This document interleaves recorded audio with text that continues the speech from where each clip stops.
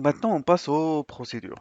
Donc, notez bien que dans certains cas, contrairement aux fonctions, généralement, si on doit faire une fonction, c'est pour faire, par exemple, un calcul, calculer la puissance d'un nombre ou calculer le factoriel d'un nombre, ainsi de suite. L'essentiel, c'est que à la fin, on veut obtenir un résultat d'une opération. Et dans ce cas-là, on va utiliser les fonctions parce qu'on a l'instruction retourne qu'on avait dit qu'il va retourner une valeur ou bien la valeur d'une variable. Mais dans certains cas, on a juste besoin d'un bout de code. Donc, on va écrire par exemple un code qui va afficher des messages ou bien un code qui va juste faire, je sais pas, donc peut-être demander à l'utilisateur de saisir le nom, le prénom et afficher son nom et prénom donc concaténer ainsi de suite. L'essentiel, c'est que on va pas écrire du code qui va un petit peu retourner un résultat. C'est bon? Donc, dans ce cas-là, on va utiliser ce qu'on appelle les procédures. Donc, la syntaxe ou bien d'une procédure est la suivante. Donc, notez bien qu'une procédure est un sous-programme qui est semblable à une fonction, mais qui ne retourne rien. Et les procédures, c'est à peu près comme les fonctions. Eux aussi, ils s'écrivent en dehors du programme principal.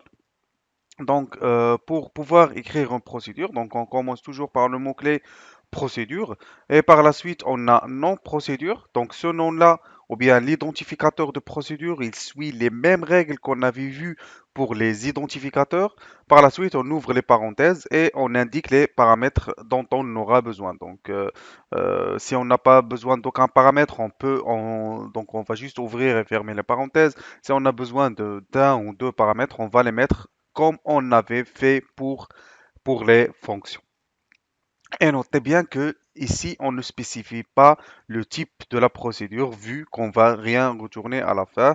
Et par la suite, donc on peut avoir une déclaration de variables au sein de la procédure. Donc des variables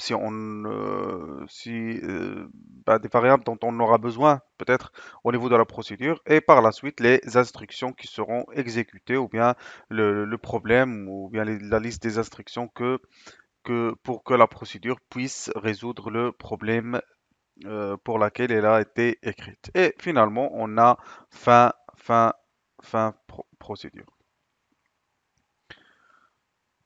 Et pour appel, ou bien pour appeler une procédure, c'est à peu près le même principe qu'une fonction.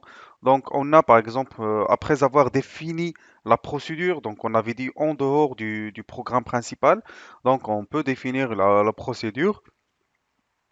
Et au sein du programme principal, on n'a juste qu'à écrire son nom et spécifier s'il y a des paramètres dont on aura besoin. Sinon, donc on peut juste ouvrir et fermer les parenthèses. Et par la suite, donc ça c'est équivalent. C'est comme si le code qu'on avait écrit ici, on l'avait juste mis ici directement.